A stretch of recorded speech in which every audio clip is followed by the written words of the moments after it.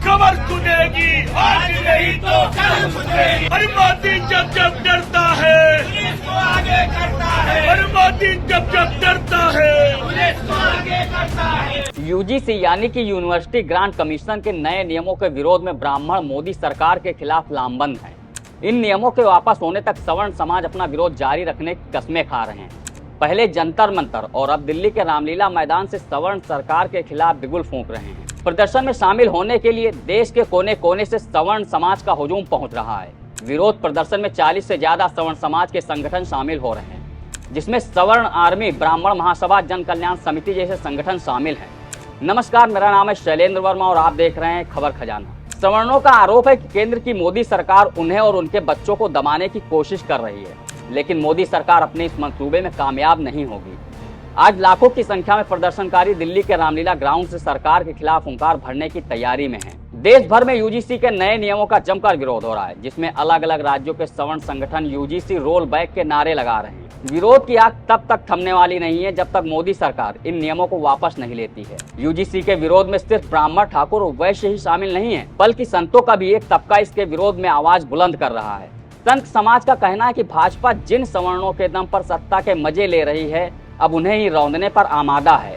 Vote bank की राजनीति का समाज को बांटने की कोशिश हो रही है। बीते दिनों जगतगुरु रामभद्राचार्य ने तो यहाँ तक कह दिया कि अगर यूजीसी के नियमों को वापस नहीं लिया जाता है तो गृह युद्ध छिड़ जाएगा। अगर सरकार को इस युद्ध से बचना है तो फिर इन नियमों को वापस लेना ही होगा।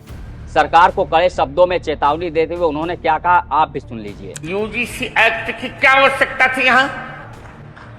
जय हो। क्यों भेदभाव किया जा रहा है? ये सफल नहीं होगा। जय हो। मैं फिर कह रहा हूं, यदि गृह युद्ध से बचना है तो सरकार को यूजीसी वापस लेनी पड़ेगी। यूजीसी सरकार नहीं वापस लेगी तो भी वापस होगा ही। उच्चतम न्यायालय ही वापस लेगी, कोई बात नहीं। मैं जब तक धर्माचार्य हूं, किसी को अपने मन की नहीं करने दी जाएगी। जय हो।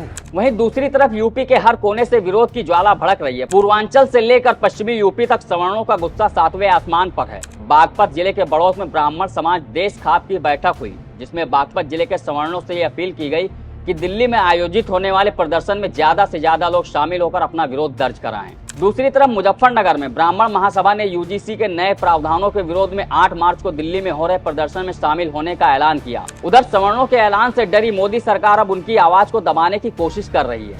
सवर्ण नेताओं को उनके घरों में नजरबंद किया जा रहा है, जिससे वे दिल्ली ना पहुंच सके।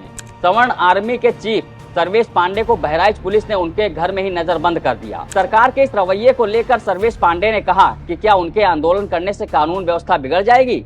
क्या वे कोई अपराधी हैं जो पुलिस ने उनके घर को चारों तरफ से घेर रखा है? आखिर सुनिए सर्वेश पांडे ने क्या कहा। क्या law and order Sarvesh Pandey के आंदोलन से डिस्टर्ब होता है? लॉ एंड ऑर्डर मोदी की रैली से, अमित शाह की रैली से नहीं डिस्टर्ब होता है? ये तो गलत बात है ना।